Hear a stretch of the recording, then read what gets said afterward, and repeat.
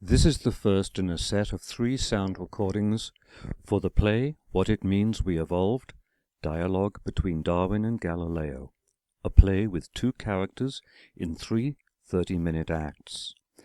My name is Sean Johnston. I'm the author, and I'll be reading both characters. To find out more, check out evolvedself.com. Act 1. Hello. I'm Charles Darwin. Of course, I'm dead, so usually I'm up there. But I used to be down here, remember? I got caught up in a remarkable revolution involving one of the greatest discoveries of all time, that all living creatures, including us, had evolved. And from up there, this revolution seemed to be going along just fine. However, the other day some bold new thinking came my way, and I was persuaded you should be told. So I thought it best I come back down to tell you all about it. Oh, where to begin? It all seems so complicated now. I was up there, looking down here, actually, as I usually do, when I had a visitor. And it was in conversation with this visitor that the bold new thinking came up that I want to tell you about. First, though, I had to tell my visitor about the revolution I was involved in and the role I played in it. You may already know all about that. But I think it's worth reminding you. So I'll just tell you how the conversation went, from start to finish. Just the way it happened. Yes. Okay. I say hello. Don't see many of you guys here at the edge. No, well, if I hadn't drawn the short straw, I wouldn't be here. I like to be over there, with the bocce, the wine, good company, music, know what I mean? You're Charles Darwin, right? You're the fellow who never stops looking down there.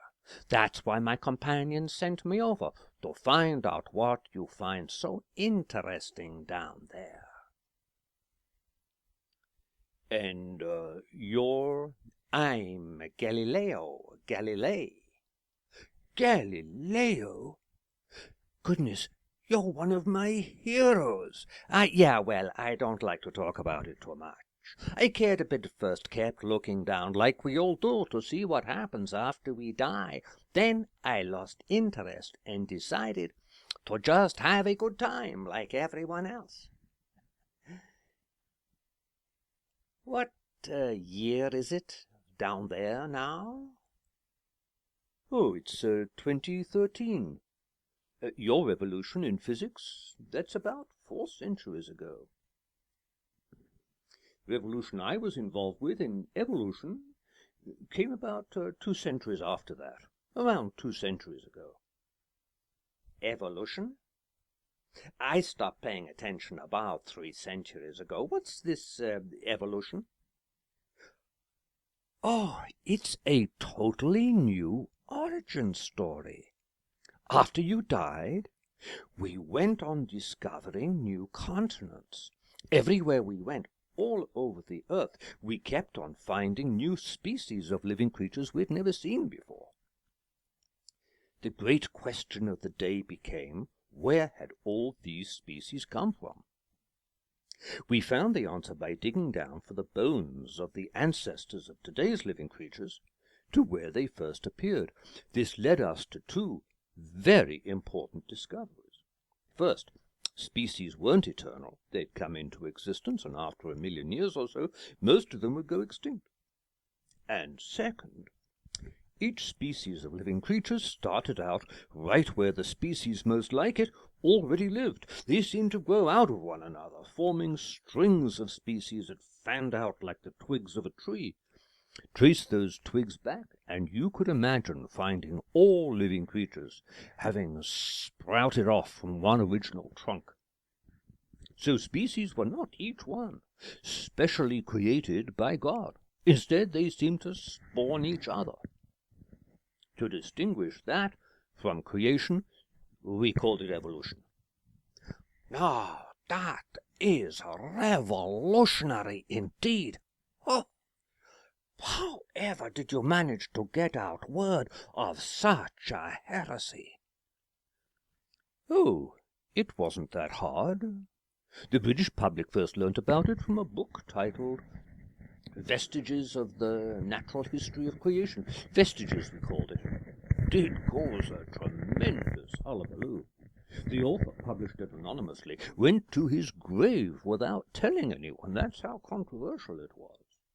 But within a few years, evolution was being shouted from the housetops from one end of the country to the other. All that remained to be done was to figure out what it all meant. Ha ha ha! What it all meant! Ha ha! No special creation! Ha ha ha! I'm sure the church fathers had an interest in what that meant. Well, that may have been why this Vestiges fellow made evolution God's work. Here's what he said. All living creatures develop from embryos. All embryos develop through the same set of stages. Some creatures, like fish, go through just the first few. Others, such as mammals, go through several more. So the specifications for all living creatures were already there in the original embryo, he said, each kind of creature ready to emerge when the right conditions came along. And where had that original embryo come from? From God, he said. God created it and then let it evolve. And that's how God created all living creatures, including us. An entirely new origin story, and this Vestiges fellow gives the credit to God, shielding the process from prying eyes. I hope someone had the courage to come up with something a little more scientific. Well, that would be me. I was one of England's first converts to an entirely new way of thinking about science called positivism. It was a scheme for practicing science on a purely material basis, all experiment and measurement, nothing supernatural permitted at all. To be a scientist meant seeing the entire world as purely physical. I was spellbound. I'd already come across evolution during my studies in Edinburgh. Now, about half a dozen years before Vestiges got published, I dedicated myself to coming up with a purely physical account of evolution. Bravo! I salute you. So tell me about the idea you came up with. I got the idea from one of the most advanced technologies of my time. Artificial selection, how breeders improve their livestock, pigs, cows, that sort of thing. They let only creatures with desirable variations breed, so those variations would become more common in future generations. Nature, I realized, already did something like that. Most creatures die young. Only a few live long enough to reproduce. Now, I asked myself, what variations was nature selecting for? What variations would most help creatures survive long enough to breed? I realized it would be variations making creatures better adapted to their environment. Once enough of those variations had accumulated, the species would amount to a new species, much better adapted to the environment than the old one. Evolution, without any appeal to gods or spirits at all. I call this mechanism natural selection. Oh, you're British. It's a joke. Oh, that's very amusing. No, it wasn't a joke. It was serious. Oh, I'm sorry, but I can't see that working. Well, it's only a very slight tendency. You see the effects only over hundreds of thousands of generations. In a single generation, its effect would be negligible. There'd be nothing to see working. Well, anyway, you had your theory. So if you were so smart, so early, why wasn't it you who published the book introducing the British public to evolution? Well, I was a naturalist, not a scientist. I hesitated to associate my family name with something as controversial as that. I showed it to some friends, and they weren't very impressed, so I put the idea aside. And a few years later, when Vestiges got published, I was glad I'd let someone else take the heat, because there was a lot of heat, believe me. But something did eventually make you publish. I know. Someone else came up with the same idea. Well, yes. About 15 years after Vestiges got published, this young fellow, Alfred Wallace, comes up with exactly the same mechanism and submits it for publication. Shook me up, I can tell you. So we published together. But I was older, and after spending 8 years studying barnacles, shellfish, you know, I was better known than he was, so it was my book that drew the most attention. I called it On the Origin of Species by Means of Natural Selection. It was really about just natural selection. But because I presented evolution without any mention of God at all, the fuss over Vestiges spread to my book, as if people began talking about Darwin's theory of evolution, as if I'd invented the whole thing in the first place. No, I'd just come up with a purely physical origin for living creatures. A purely physical origin for living creatures? Were you taking credit for an idea we had already come up with centuries before, that all plants and animals are simply machines? So how was your confirmation of our bold surmise received? It was accepted as entirely original. By this time, the new way of doing science had pretty much taken over, so a purely physical mechanism for evolution was welcomed. At least by scientists. Of course they welcomed it. The reverence people had for God for having created all living creatures, that glory would now go to them, practitioners of your new science. And to add to their glory, I'm sure they hailed you as the greatest scientist of your age. Well, no. What little acclaim there was very short-lived. In fact, after I died, it looked as if natural selection might be abandoned. The problem wasn't selection, it was variation. For natural selection to go on working, it had to be kept fed with a continuous supply of new variations to go on selecting from. I just assumed it would be. But no one could figure out where those variations would come from.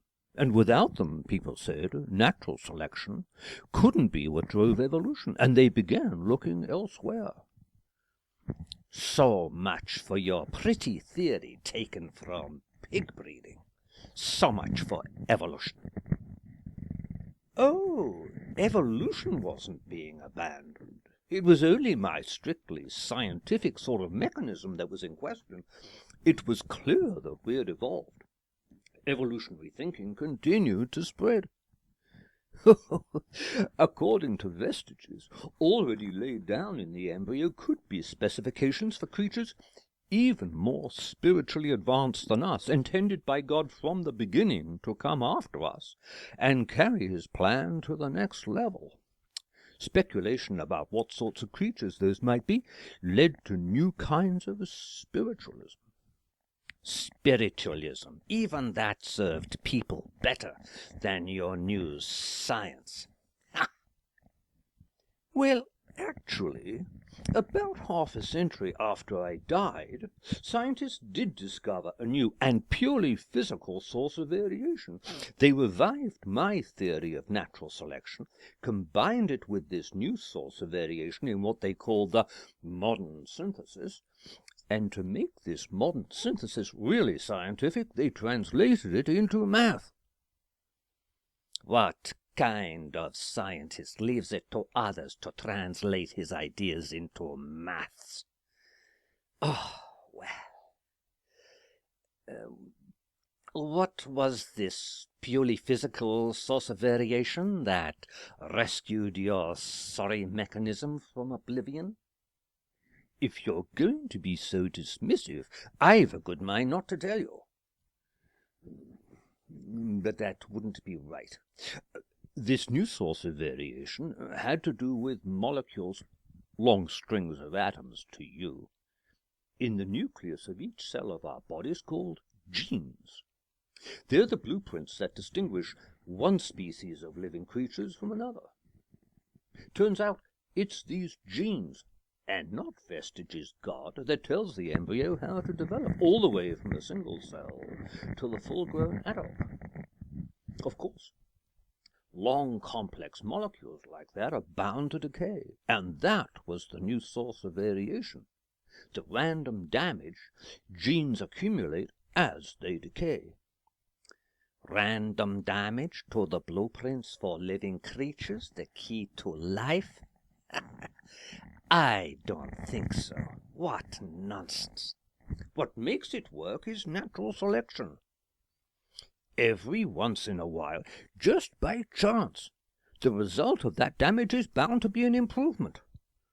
Natural selection will keep selecting in favor of each of those improvements, those favorable genes, until there's enough of them to provide some entirely new benefit, like an elephant's trunk, or legs turning into flippers. Once again, natural selection was helping account for evolution on a purely physical basis. I was thrilled to see it persuading more and more scientists to embrace the new science. And then, to see the materialist philosophy spreading out from the scientific community to society at large. Seeing my life work contribute to the march of this materialist philosophy, that's what keeps me looking down there. Galileo seemed to be having some kind of a fit. While we wait for him to recover, I'm going to take a little break. When I come back, I'll tell you how the conversation continued. What it means we evolved, Act 2. He grabs about in the dirt, uncovers fragments of bone that, under his fingers, without him having any talent for real science, turn into ingots of gold. And now everyone celebrates his name. Shouldn't every great scientist live in such an age, when science has become the object of public veneration? With my genius for logic and maths, what glory could I not win for myself down there now? Where could I find someone to represent me down there, to dazzle those gullible multitudes? Anyone. Oh, maybe this naturalist, this barnacle collector.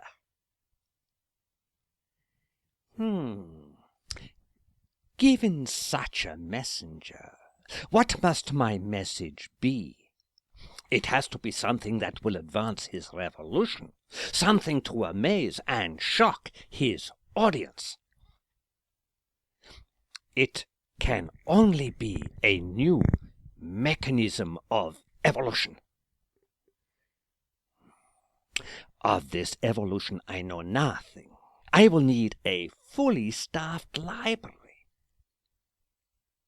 Oh, maybe I can use him for that too. Oh, ho, ho! What fun I can have with him!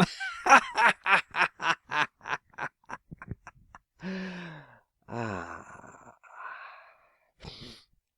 How can I get him to act as my librarian, to put the key to the library into my hand? I'll begin by engaging him where he feels he is in control, the master, this new science of his. Then I'll draw him into a contest where mastery and control actually lie with me. My specialty, logic. First, I must make some amends and butter him up. Mr. Darwin, I beg you, do pardon me if I have seemed insufficiently appreciative of your life's work, and how much you have contributed to the advance of the new science, and the success of your revolution. Oh, very gracious of you. Thank you. How I wish I had the insight into the human condition that you, through your accomplishments, have won for yourself. Here's something I would love to know. With God entirely out of the business of creation, with all of nature having a purely physical origin, where do we humans come from? Oh, only too happy to oblige. The truth is, we evolved too. From a line of monkeys, that sort of thing. In only a few million years, we're just one more evolved species. But what about our mental powers, our capacities of mind, consciousness, free will? Oh, that's all changed completely since your day. In our new material philosophy, there are no mental powers. We're purely physical, like everything else in the universe. All our thinking happens in the brain as chemistry. Consciousness is simply that chemistry becoming aware of itself somehow. But it can't do anything. All our decisions are made for us in the brain. Your sense of having free will, that's just an illusion. We're no different from other animals. We just have bigger brains. So, this new way of practicing science, this material philosophy you speak of, it denies us mind? Well, yes. What you call mind, that's not physical, so it's supernatural. We'd never have achieved so much if we hadn't banished mind from our new science. That's what's led to such astonishing progress. And to origin stories not needing to account for where mind comes from. What a triumph for your new science! About this modern synthesis, there can be no doubt of its truth? Oh, no, it's all been proved beyond any shadow of a doubt. It's purely scientific. Amazing! How impressive your science is! How far it has advanced beyond my understanding! Yet, how I would love to speculate about our origins as you do. Would you indulge the fancy of a once famous scientist? Suppose I came up with a couple of questions about this synthesis that you couldn't answer. Would you do me the honor of joining me as I scout around for an alternative? So you could go on believing in dualism? Mind and matter existing independently? No one at all believes in that anymore. It just can't be made to work. Remember Wallace, my co-discoverer of natural selection? He said the capabilities we associate with civilization, the arts and the sciences, developed too quickly for natural selection to account for them. So off he went looking for an alternative. Smart fellow. But look where he ended up. Spiritualism. Made a laughing stock of himself, poor fellow. Okay, I've always been a huge admirer of yours. I can't deny you a hearing, so go ahead. Ask your questions. Oh, and yes, if I can't answer them myself, I promise I'll join you in looking for alternatives. I don't think you'll succeed, but try your best. Thank you. He's handed me the key to the library. Now to turn it in the lock. Let's start with your new source of variation. You damage, at random, the blueprint for a very, very complicated machine, a living creature. Every once in a while, inevitably, just by chance. The variation you end up with will be favorable. But much more often, variations resulting from random damage to such a blueprint will be harmful. Won't there be very many more harmful than favorable variations in every generation? Oh, yes, but natural selection takes care of them. They don't count. But according to you, in a single generation, the effect of natural selection is negligible. Maybe for each favorable variation it selects for, it can eliminate one variation that's harmful. But that will still leave many more harmful than favorable variations in every generation. And as these harmful variations accumulate generation after generation, as more harm accumulates than benefit, will not the result be extinction rather than evolution? Oh, that's all been accounted for in the math. I don't understand it, but everyone says it works. But you didn't need math to come up with natural selection in the first place. You understood it well enough to publish a book about it. Now, that natural selection that you came up with, do you believe it could identify and eliminate every single harmful variation in every generation, while leaving only the occasional variations that are favorable, that you need for evolution to occur? Do you think it can do that?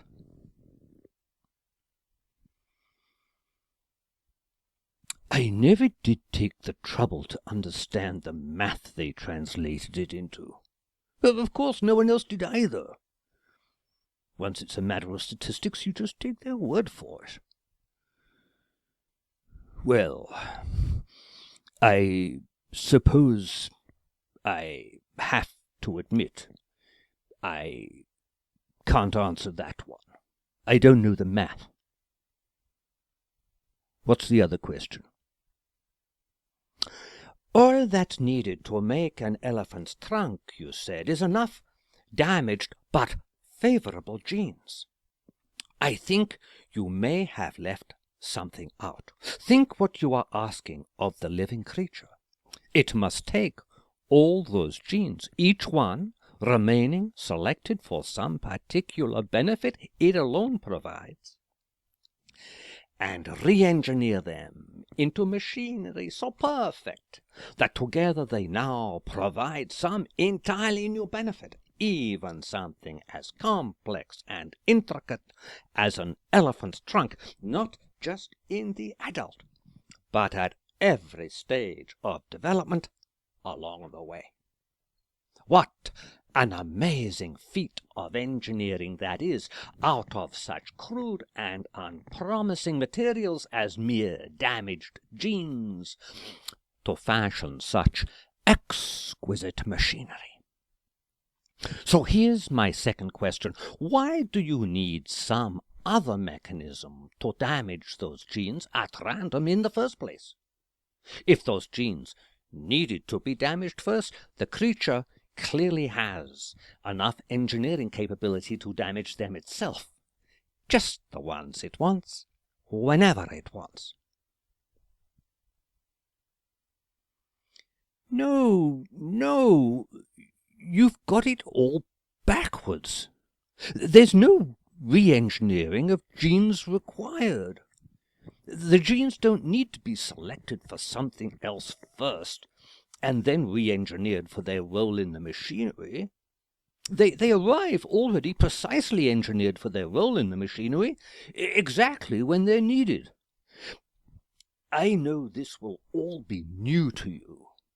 Through random damage followed by selection for the occasional chance improvement, you can engineer genes as precisely as you want, provided you allow enough time. Could be millions, could be billions of years. Oh, but then you can't also guarantee they'll be ready exactly when they're needed. Oh, that won't work. I think you're right. I must have left something out. Well, I'll just have to think it up right now. Oh, I can't do this on the spur of the moment. Oh, I can't answer that question either. Oh, you win. I still believe in the modern synthesis. I just haven't kept up properly. But I did promise if I couldn't answer your questions myself, I'd join you in a search for an alternative. I promised. So I will. You British, how gracious in defeat you are. Yes, I win. The library doors are open. Let's enter and begin the construction of a new mechanism of evolution. Mr. Darwin, here's what we'll do. I'll ask you what your modern theory of evolution cannot account for. Then, from what you tell me, I'll figure out something else to put in its place. Okay? I suppose so. I did promise. Good. Let's begin. Tell me something natural selection cannot account for. What do you mean? It can account for everything. That's what makes it so powerful. No, there must be something it can't account for. Think. Well, obviously, it can't account for how the first living creatures evolved, because until they'd evolved and begun reproducing through successive generations, there'd be nothing for natural selection to work on.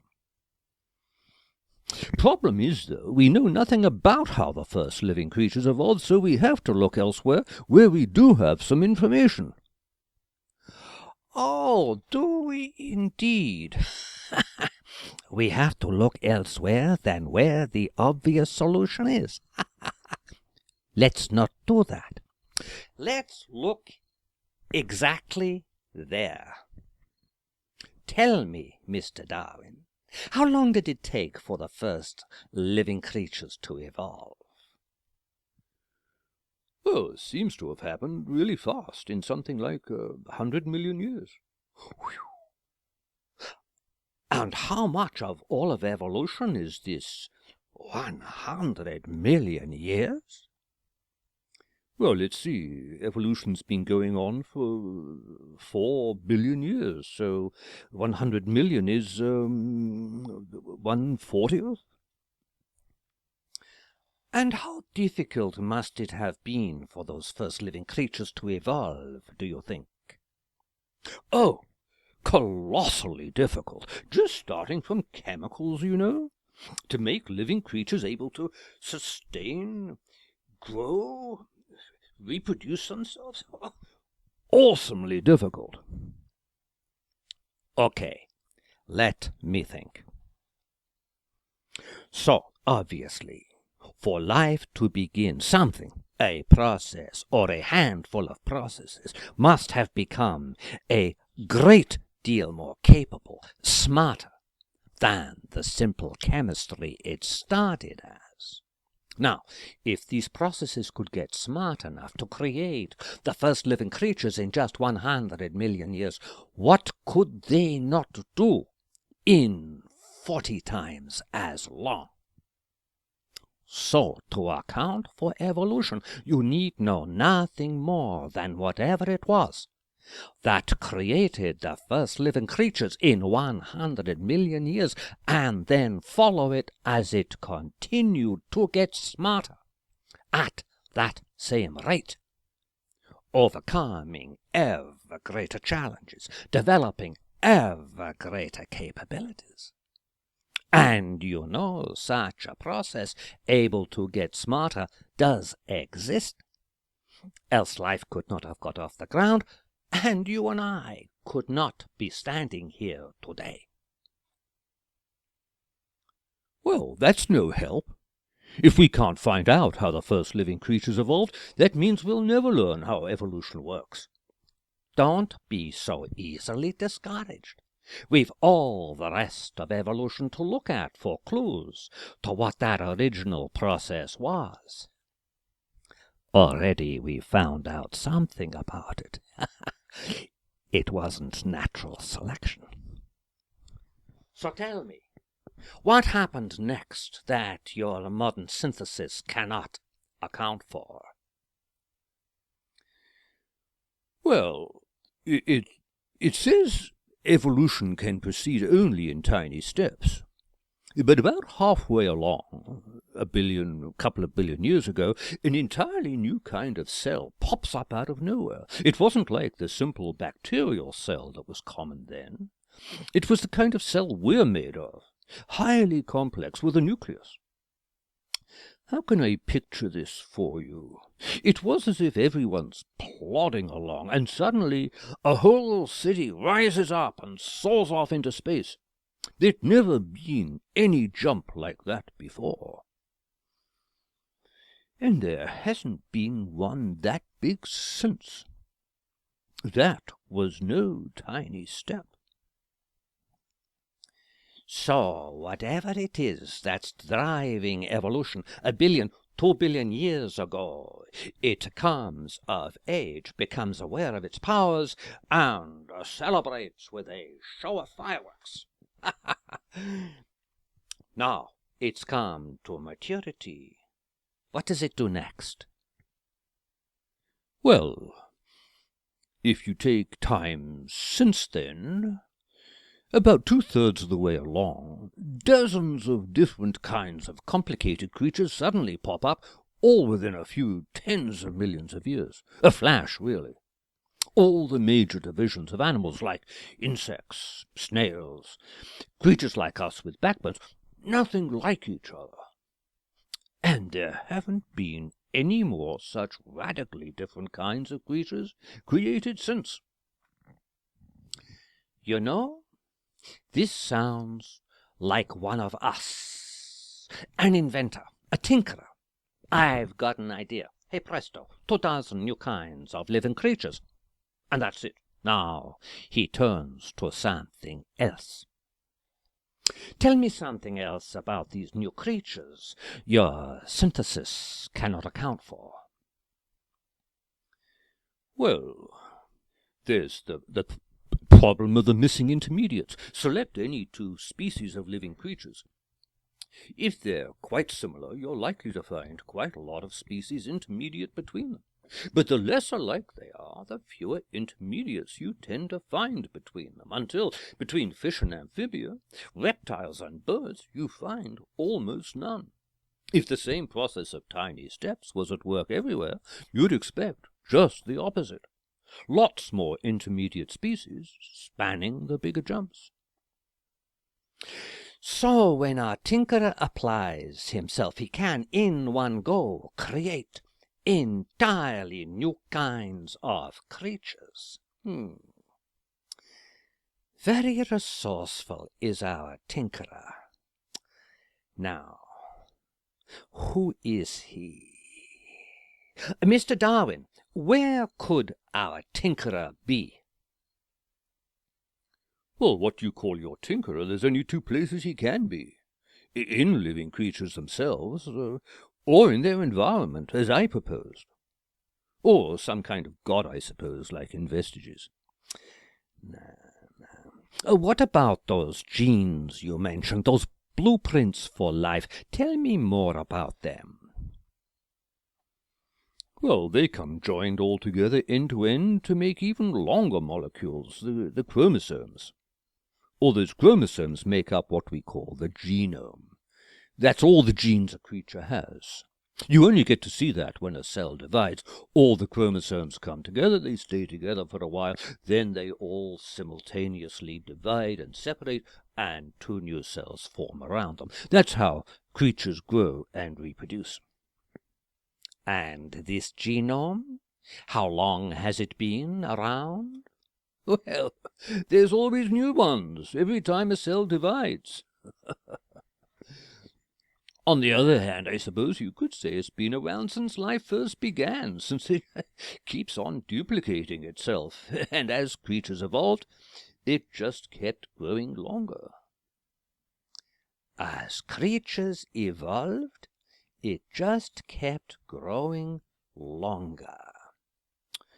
Could this be our tinkerer? Let's check him out. Those first living creatures, how many genes must their genomes have consisted of?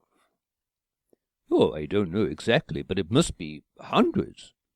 To be able to survive, digest things, grow, reproduce, hundreds. What must it have taken for those hundreds of genes of the first living creatures to be assembled out of a soup of chemicals and to be strung together? I've no idea, and nor does anybody else. I've already told you that.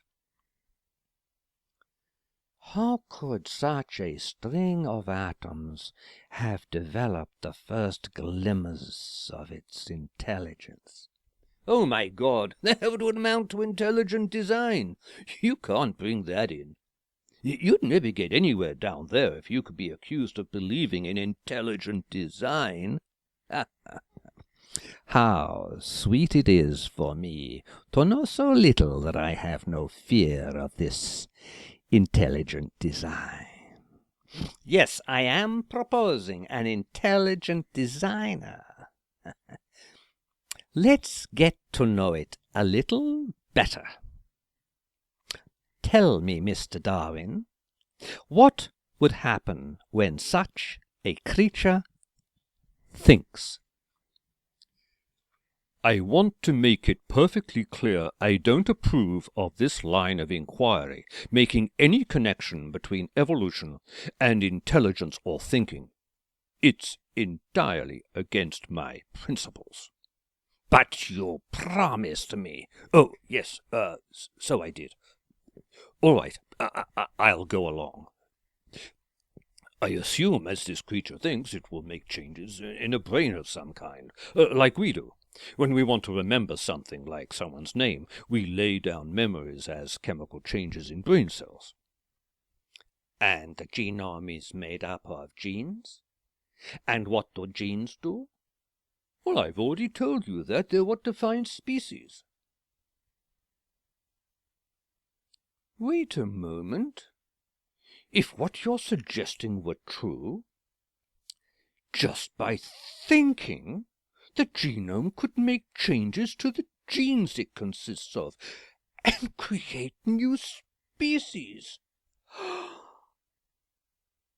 Oh, what am I thinking? The genome doesn't have a brain. The genome is a brain. It holds information.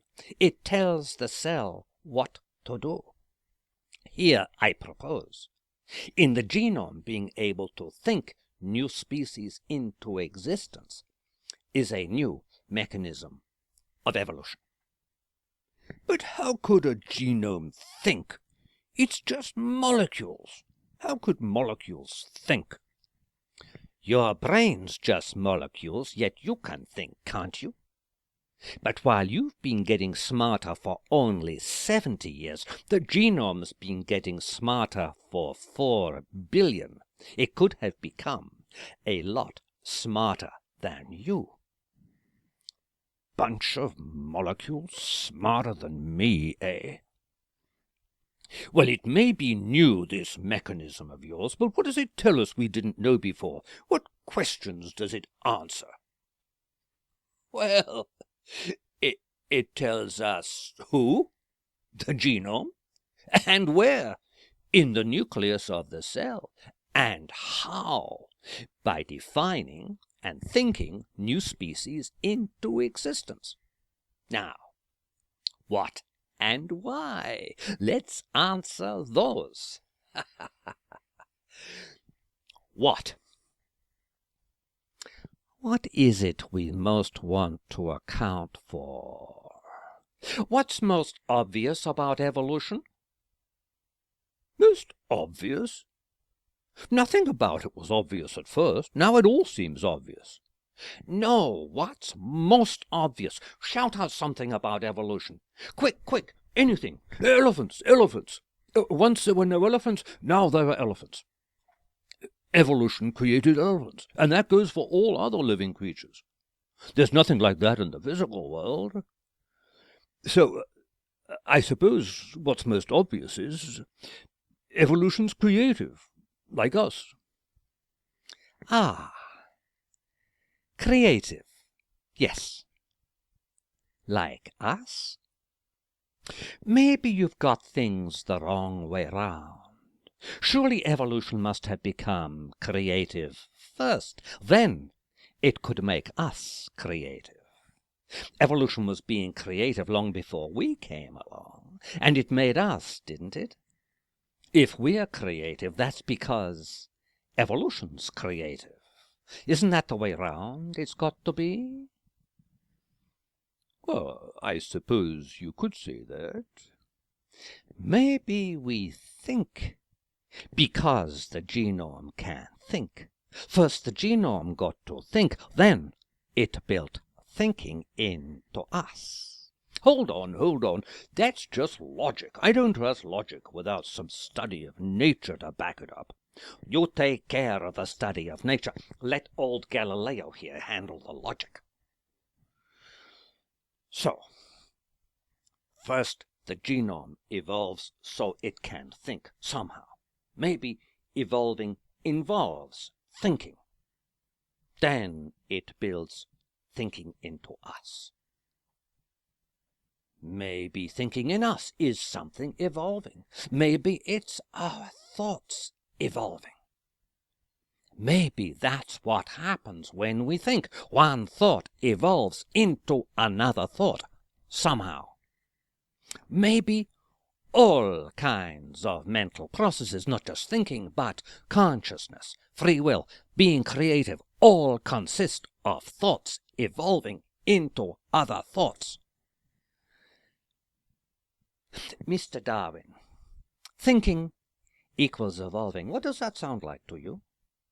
Sounds like math to me. I don't do math and physics. What I'm talking about is not math. It's not physics. What else is there besides physics? There are only two things, neither of which we understand very well, despite our respective revolutions. One, what it means that living creatures evolve. And two, our own conscious experience. Now, I have just combined these two things into one. Both of them are driven by processes of evolution going on inside some kind of mind. You're talking about mind as if it was real. You can't just make up stuff like that. My God, people would think I was crazy if I went back and talked like that. Yes, but you are talking to me, Galileo Galilei, and this is how I think. It was good enough for my revolution. Maybe it can help you with yours. Now, where was I? Oh, yes. What?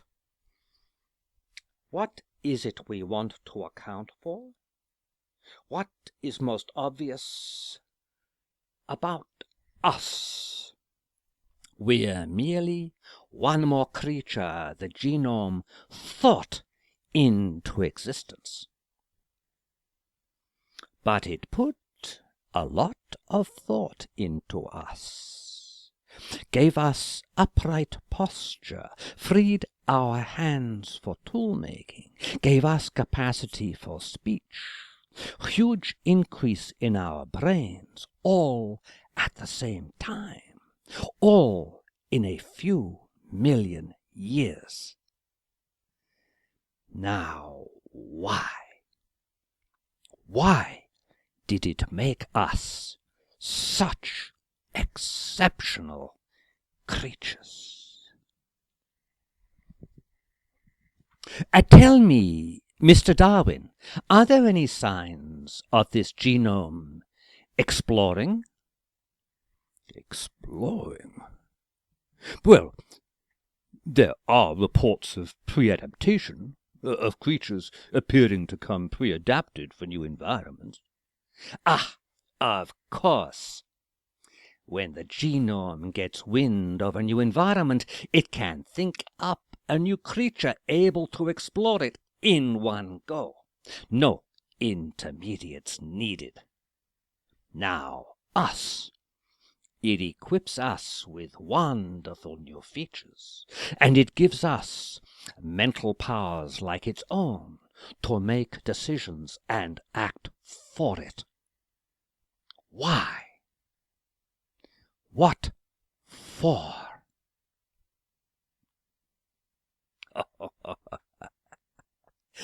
Look at those people down there, Mr. Darwin.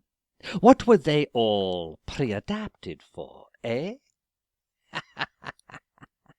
Something for you to mull over while you stand there looking down. I stood looking down for quite a while, trying to figure out what Galileo was talking about. Us?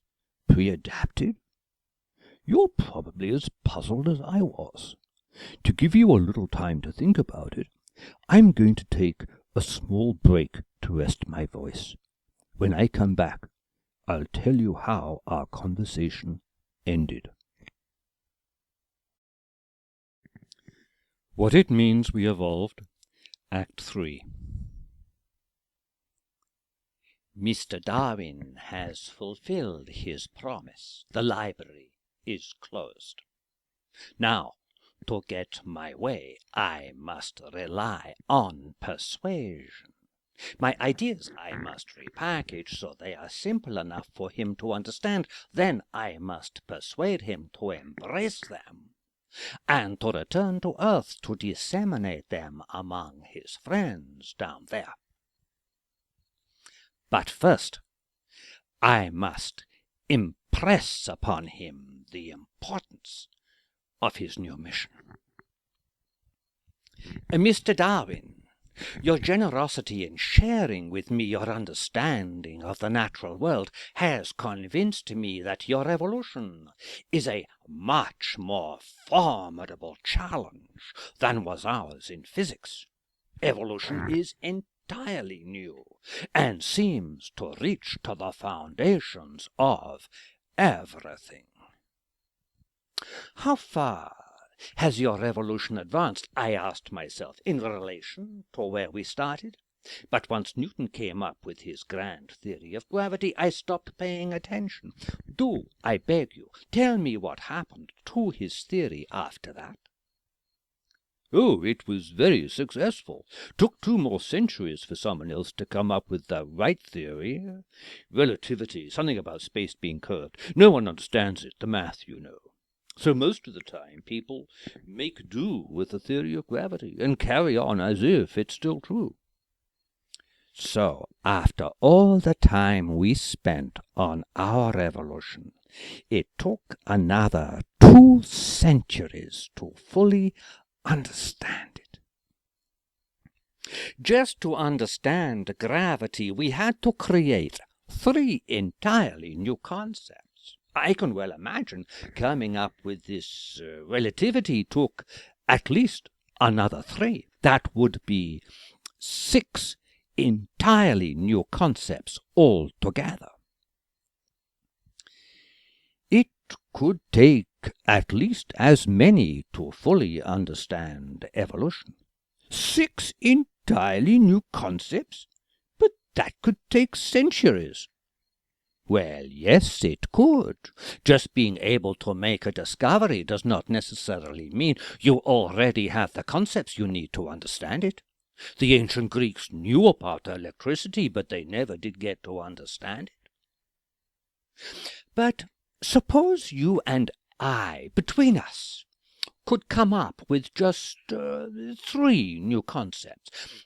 And suppose we presented these 3 new concepts to those people down there as an as-if theory, like gravity. Nature is as if our new theory of evolution is true. And suppose they adopted it as a make-do theory that they could use to come up with new questions that would help them arrive at the other new concepts required. Think how much that could contribute to the further success of your evolution. Don't you see what a great accomplishment it would be to tell them about our new theory and the 3 new ideas we came up with? Oh, yes. Oh, yes. Oh. 3 new ideas we came up with? What do you mean? I thought we were just chatting. Please give me some credit. We came up with 3 new ideas. Listen carefully. I'm going to tell you about them again. Idea number 1. A new mechanism of evolution. The genome being intelligent, as it thinks it will make changes to the genes it's made of. Just as we, when we think, make changes to our brains, remember? Through those changes to its genes, it can think into existence new species of living creatures. Oh, yes, I remember. That was all very nice in theory, but are you actually saying the genome is intelligent? Doesn't that make it like God? Doesn't that put us back where I came in 2 centuries ago? The genome's nothing like a god. It exists only here on the earth, so it is not infinite. It can have existed for no longer than the earth itself, so it is not eternal.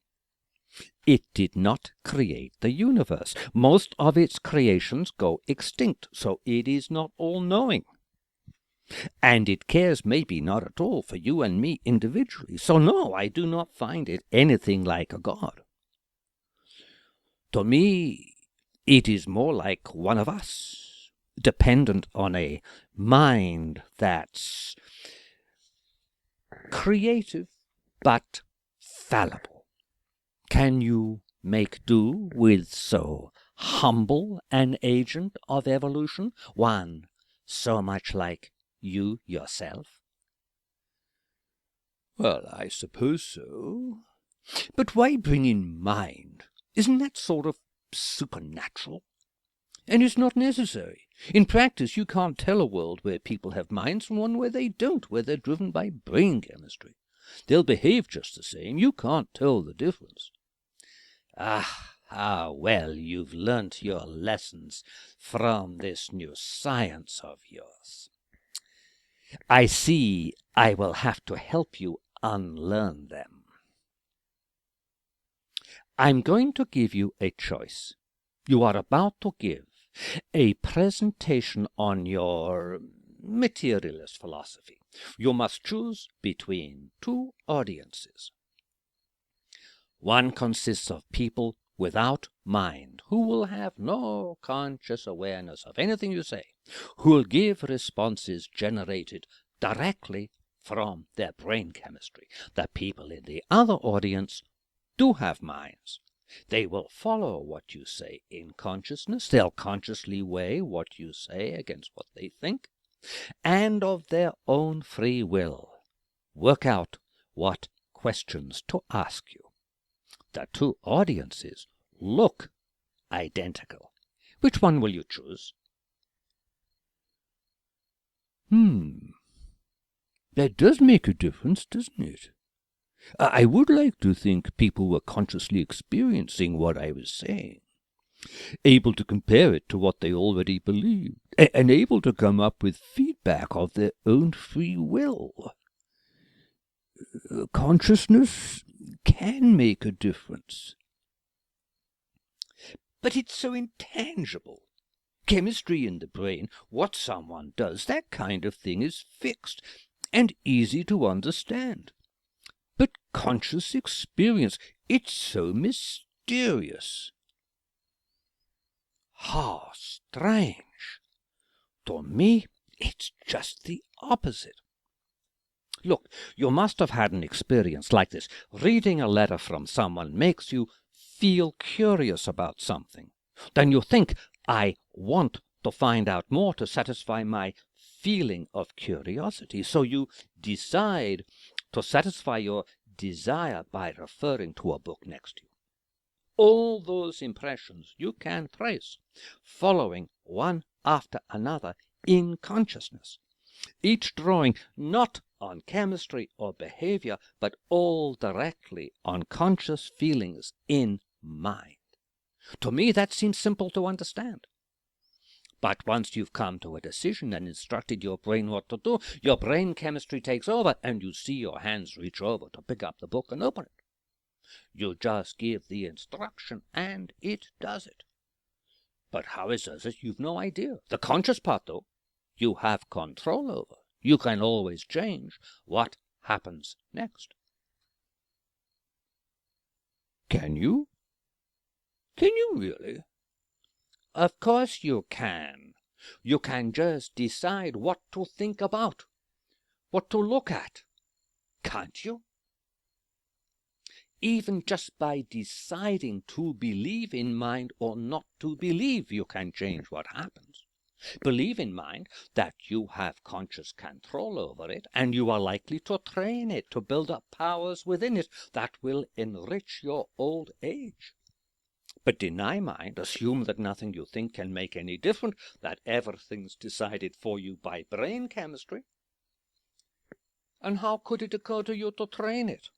So no training, no powers, no mellow old age. You've made a difference just by deciding whether or not to believe in mind. But bear in mind, to be free to make that decision, you must have a mind to make it in. Oh dear, I think you may be right. Mind does seem to exist after all. Good. That will help you remember idea number one. The genome has mind. It is creative and conscious, has free will, and an intelligence capable of thinking into existence whatever creature it wants. Into us, for example, it chose to build some of its own creativity, consciousness, and free will. That's where we get them from. Now, idea number two. Thinking equals evolving. Oh, I didn't understand any of that. Well, pay attention. I'm going to tell you again. Just through accidents of history, we've ended up with two different traditions for talking about the same thing. One is a very ancient tradition we use for talking about our own conscious experience, what I think, what I feel, how I reached a decision. The other is a new tradition we're still making up for talking about evolution. What I did was to combine these two traditions for talking about mind and evolution into one. Once I did that, it was obvious. It must be true. Well, I didn't think it was obvious. Well, it was obvious to me. What made it so obvious was, it makes everything so simple. Here's what it says. It says there are only two kinds of things. On the one hand, there is matter and the physical processes that act on matter. On the other hand, there is mind and evolutionary processes operating in mind, either something being thought about or living creatures evolving. That is all you need to account for everything. Anything you can imagine. War, art, science, life, even conscious experiences themselves, they can involve only physical processes happening in matter and evolution happening in mind. There can be nothing else, nothing supernatural. I don't know. It seems much too neat to me, too logical. Well, here's something that may change your mind. Once you combine thinking with evolving, you have two ways of studying it. Not only can you study evolution from the outside, as you do now, through nature study, but you can also study it from the inside, through your own conscious experience. Both ways. You'll be looking at the same process, but with two ways of studying that process instead of only one, you are bound to make much more rapid progress. Well, that's all very well, but evolution doesn't exist out there in some kind of disembodied mind. Evolution's just a word we came up with to help us talk about where living creatures come from. Living creatures, they're out there in the field, wandering about. They're just flesh and blood bodies. They eat, they evolve. There's no mind involved. So tell me, what do species consist of? They're real enough for you to have written a book entitled On the Origin of Species, where, except as thoughts in some kind of mind, can they exist? I don't know. I know them when I see them, that's all. Oh. Let us compromise. Think of mind as no more than an as-if theory, like gravity. The way we experience things, the creativity of nature, it's as if minds existed separate from matter, as if all evolution took place in such a mind. Just an as-if theory, merely a stepping stone we'll need on our way to arriving at a full understanding of evolution. Okay? Well, merely a stepping stone. I suppose it could be helpful. All right. I can go along with that. Good. So, idea number 2. Thinking equals evolving. Both of them take place in some kind of mind. Then you can account for everything in terms of only physical processes operating on matter and evolutionary processes operating in mind. Idea number 3. Pre-adaptation. Where does our meaning in life come from? It comes from whatever we have been pre-adapted for. Whatever we've been pre-adapted for, we are bound to embrace as our own meaning in life.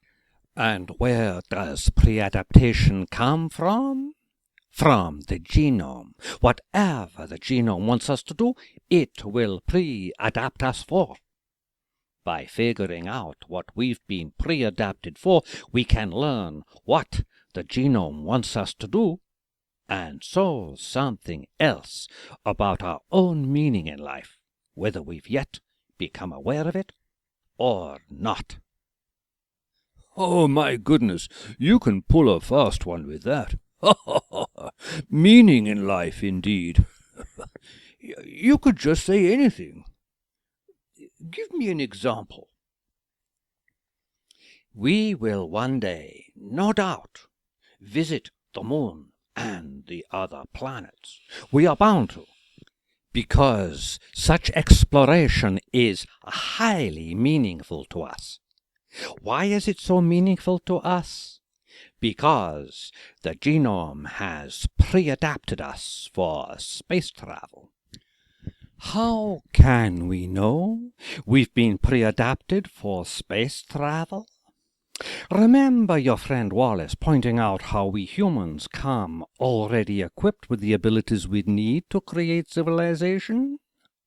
With civilization, you get technology, metals leading to machines, and glass leading to instruments. Machines and instruments. Without them, spaceflight would be impossible. Through equipping us for civilization, the genome pre-adapted us for space travel. Why? So we would carry it to worlds where it has never been. Now, take each way we've been specially equipped. See what that pre-adapts us for, and what meaning in our life that implies. Little by little, we'll patch together a far more profound vision of the meaning of human life. Wow! I suppose that does make some kind of sense.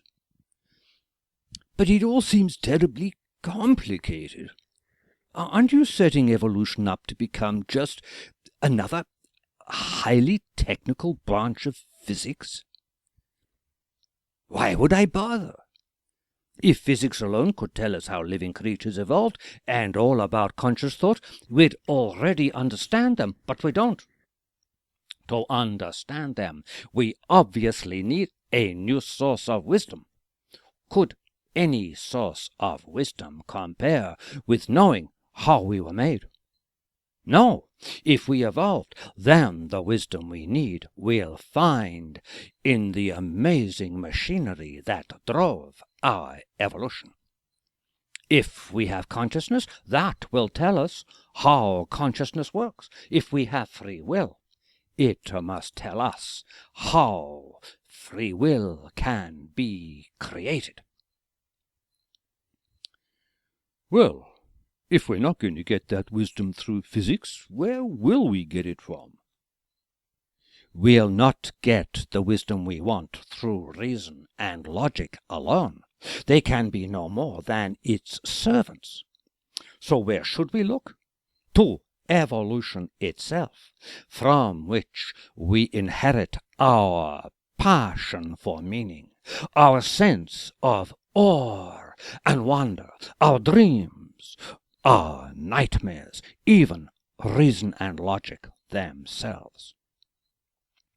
Evolution is a tale full of events and accidents, adventures and tragedies, taking place over billions of years. Better for that would be your nature study, history, storytelling, the humanities. Maybe through some future combination of nature study and the humanities, we'll discover other powers in evolution just as wonderful as consciousness and free will, that we can add to the powers we already have. What A grand adventure that would be, bringing down into our own nature more of evolution's awesome creative powers.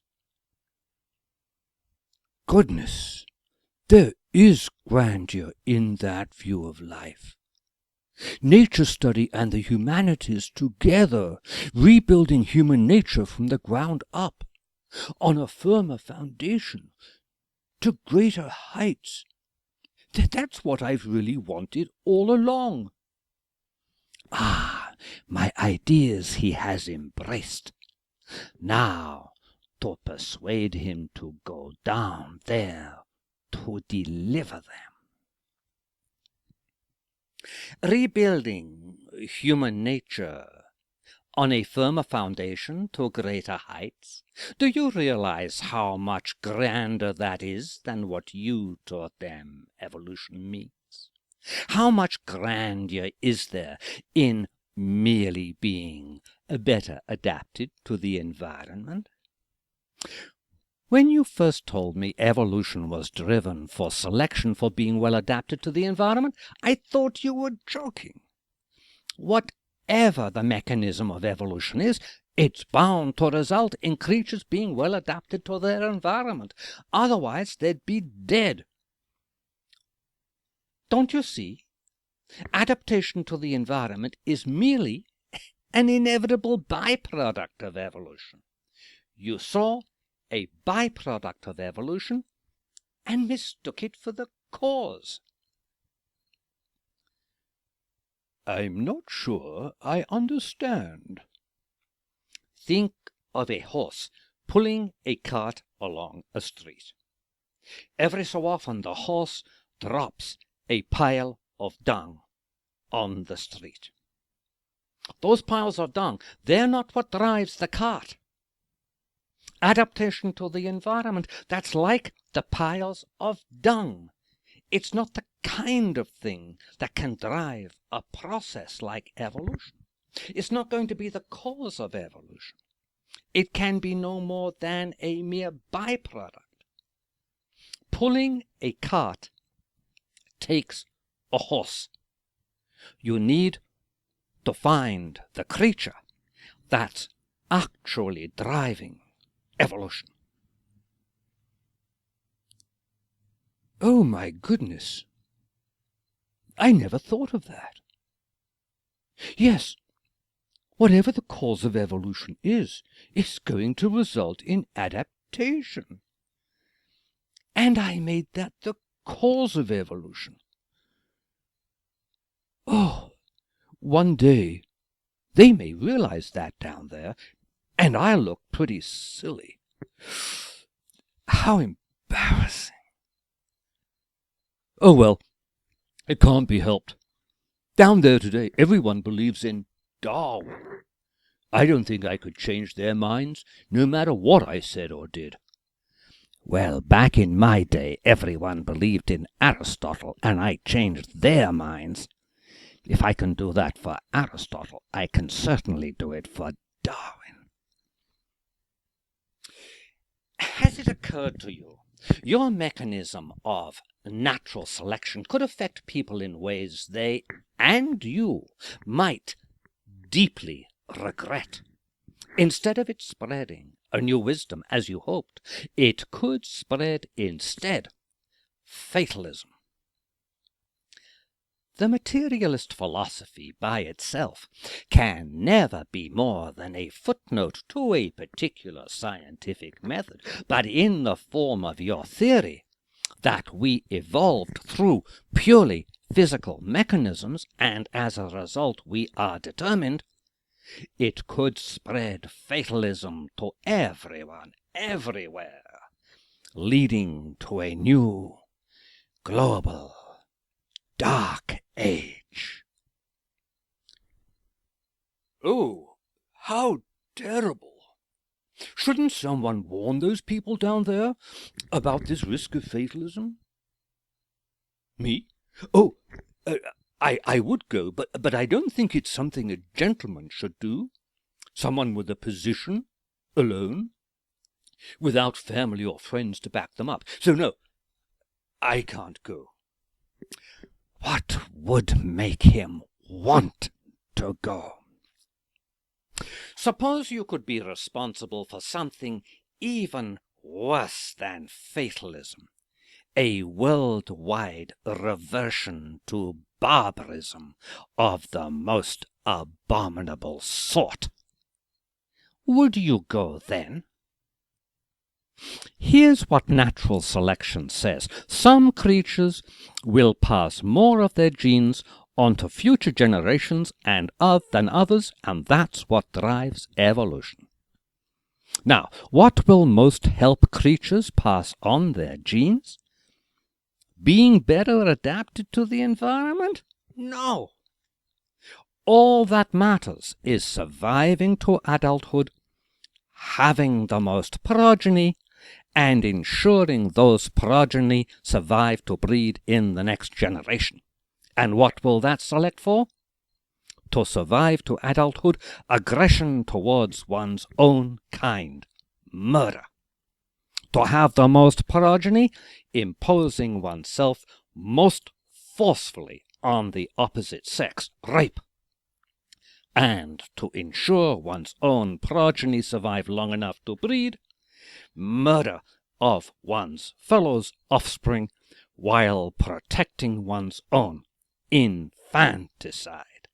What natural selection would select for isn't being better adapted to the environment. It will be murder, rape, and infanticide. Well, it's not my fault if that's what drives evolution. But it's not. That's not what natural populations are like. Even wolves collaborate and support each other, are faithful to their partners, care for each other's progeny. So obviously, it cannot be natural selection that drives evolution. Well, then there's no harm done. I was just wrong, that's all. But how about your fellow human beings? Doesn't the logic of natural selection make survival of one's genes the ultimate measure of one's success? Won't people who accept your theory feel tempted to excel at the very worst of behaviors mankind can imagine? Murder, rape, infanticide? That never occurred to me. Of course, it wouldn't occur to a gentleman. Competition, play the game, survival of the fittest, adaptation to the environment. That's what I thought of. I never thought of how other people might interpret it. I do see the logic you've pointed out, hidden in my theory.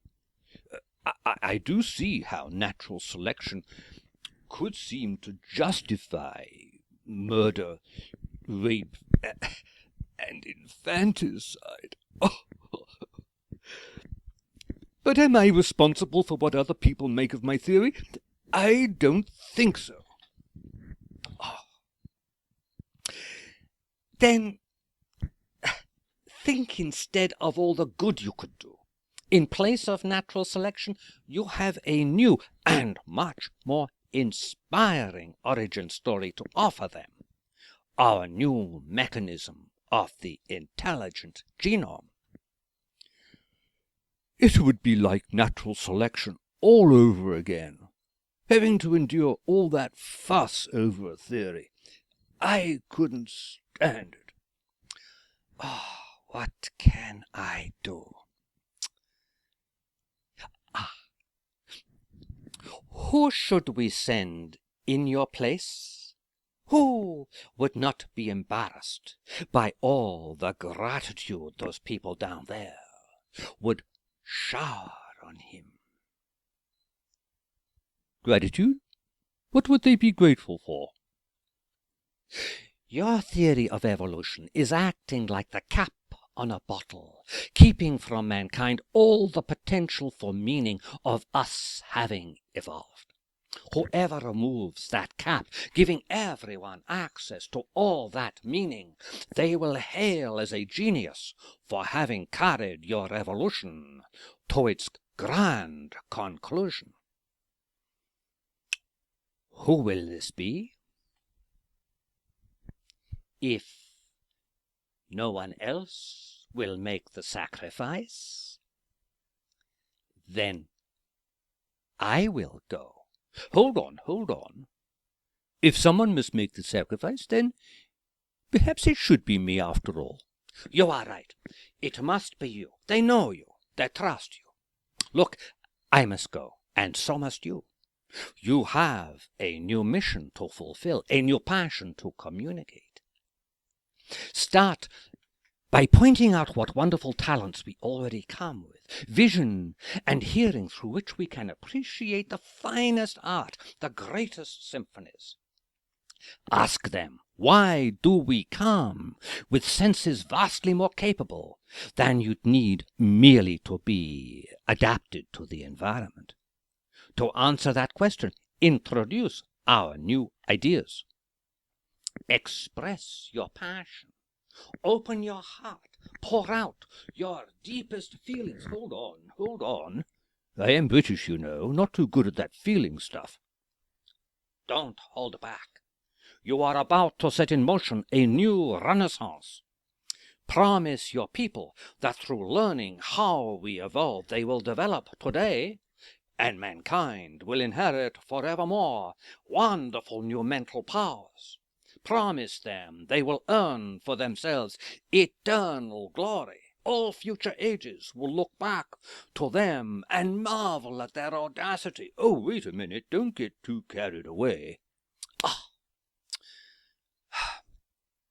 Well, can you tell them just what happened here?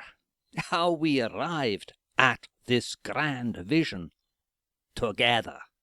You talking to me, Galileo Galilei.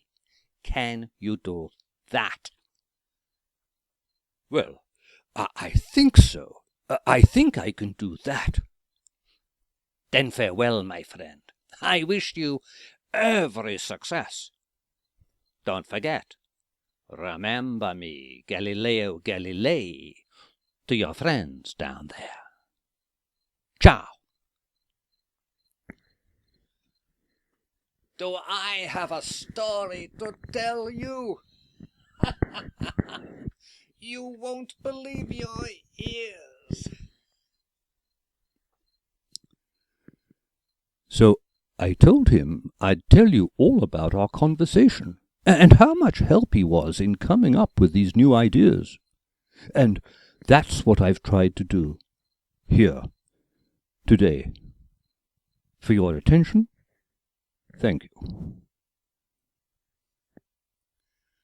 That's the end of What It Means We Evolved. For more information, visit the website evolvedself.com.